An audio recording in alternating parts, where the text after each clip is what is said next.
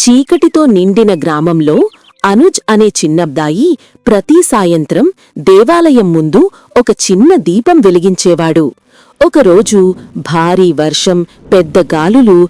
అనుజ్ ఎలా అన్నా దేవాలయం వెళ్లి దీపం వెలిగించాలి అని అనుకుంటాడు. తలకి ఒక గుడ్డ చుట్టుకొని ఆ పెద్ద వానలో పరిగెట్టుకుంటూ దేవాలయంకి వెళ్తాడు.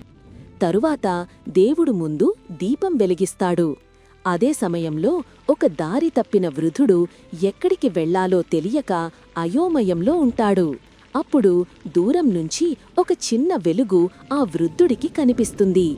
వెలుగుని అనుసరిస్తూ దేవాలయానికి వెళ్లి తల దాచుకుంటాడు ఆ వృద్ధుడు. తరువాత రోజు గ్రామస్తులంతా అనుజ్ భక్తిని చూసి ఆశ్చర్యపోయారు.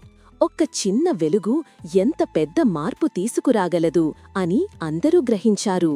అప్పటినుంచి ప్రతి సాయంత్రం మొత్తం గ్రామం కలిసి దేవాలయం ముందు దీపం వెలిగించటం ప్రారంభించింది.